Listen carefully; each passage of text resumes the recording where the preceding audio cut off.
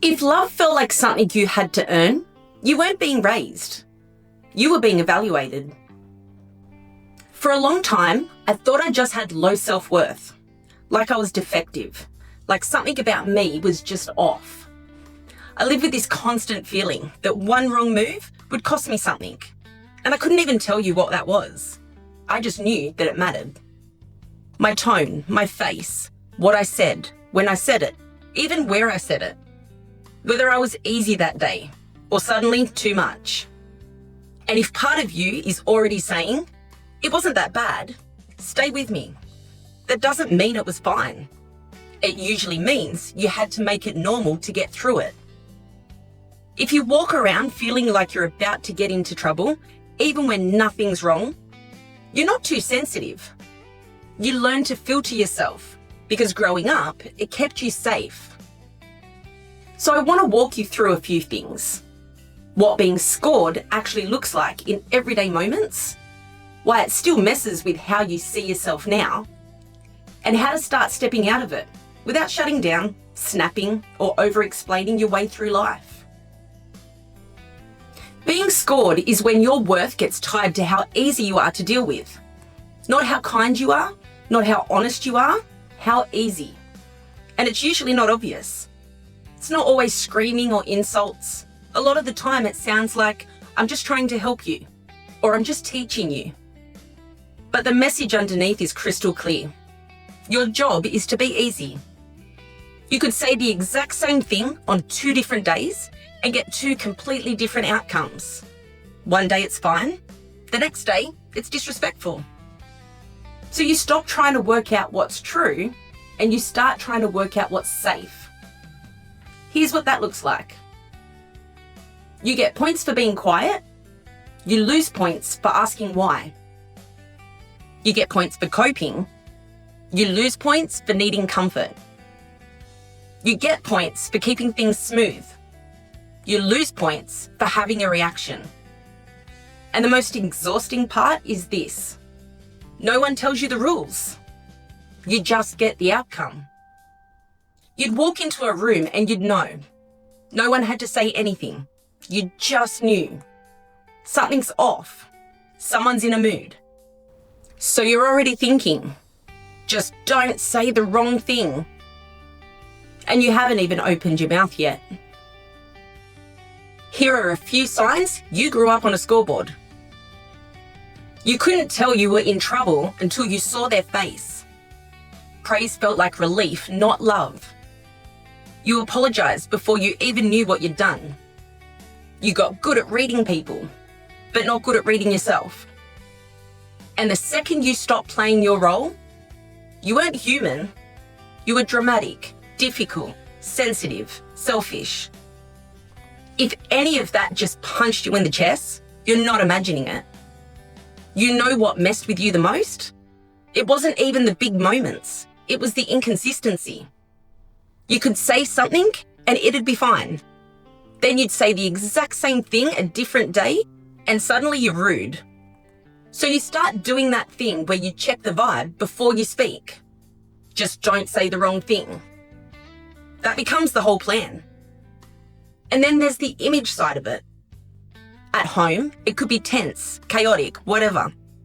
But the second other people were around, it was all smiles.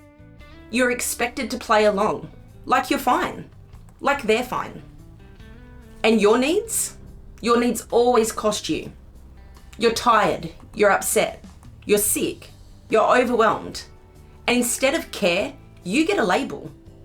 Too much, too sensitive, ungrateful, difficult. So you learn how to stay low maintenance, because being low maintenance is the only version of you that doesn't get you into trouble. A scoreboard home has moving goalposts. One day, you're so mature for your age.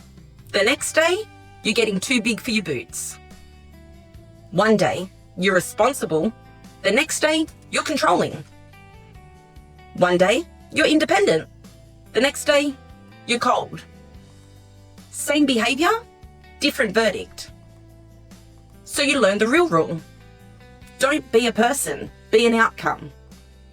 Don't bring problems, solve them. Don't show feelings, show composure. Don't take up space, make life easier for everyone else. And if you were the scapegoat, the scoreboard was rigged from the start. You didn't just get fewer points, you got blamed for the fact that the game even existed. Later, they don't call it training, they call it low self-esteem. They'll say, you just need confidence, or stop caring what people think. That advice only makes sense if your fear came out of nowhere. But your fear didn't, it was trained. You weren't overthinking, you were predicting consequences. You weren't too sensitive, you were noticing shifts that mattered. You weren't needy, you were trying to survive in a place where needs cost you. And if you're still telling yourself it wasn't that bad, that's part of the training too. This is where things get mislabeled. People look at how you are now and call it low self-worth, but that skips over how it started. You didn't wake up one day doubting yourself. You learned, over time, that small mistakes came with outsized reactions. Say it right, things stay calm. Say it wrong, everything shifts.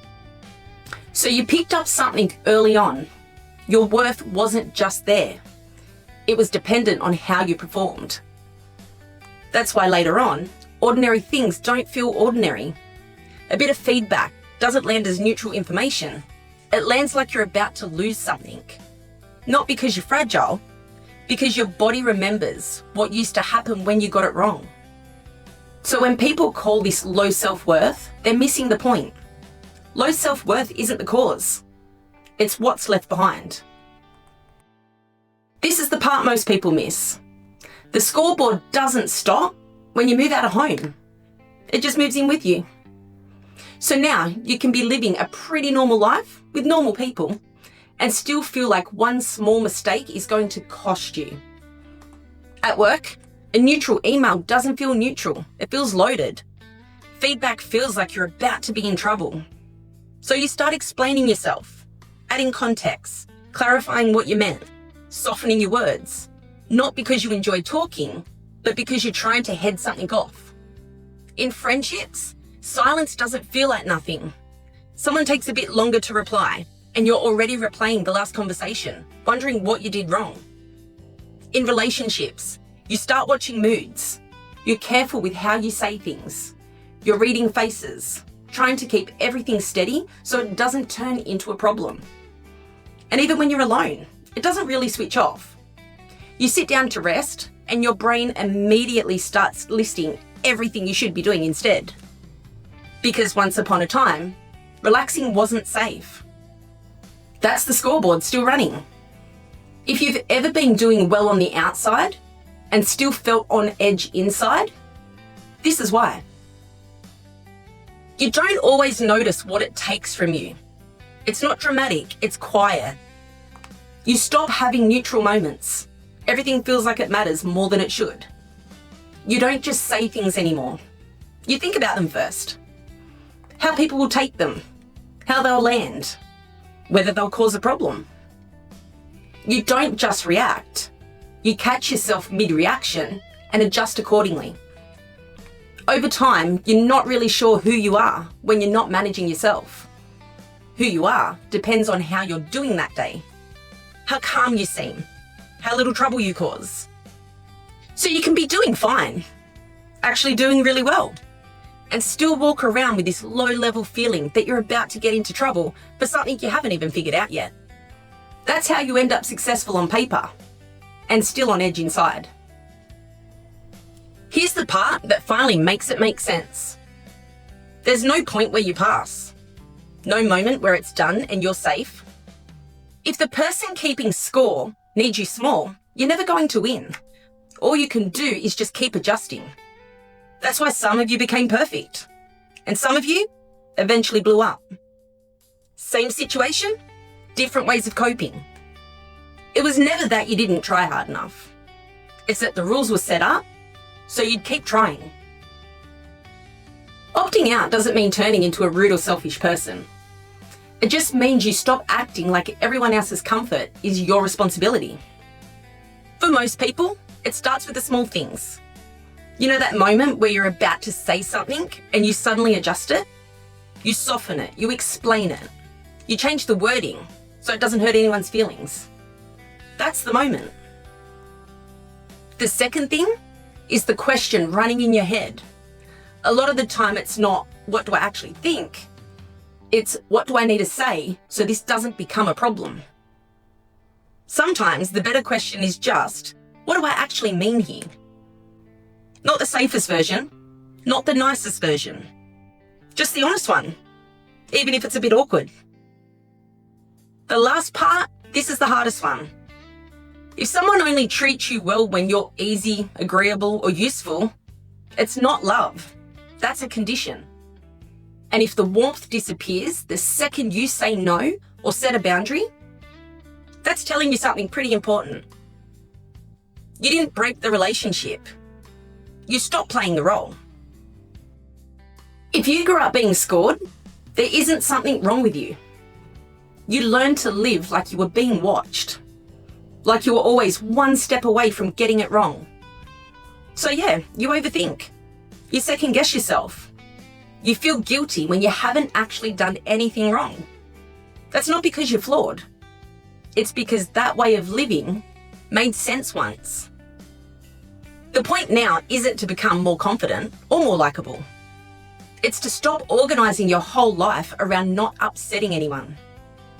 If you've never had words for this before, I've put a free guide below. It just lays the pattern out so you can see it for what it is. And if you want to go further with it, the workbook's there too. It's for people who are tired of feeling like they're always on trial.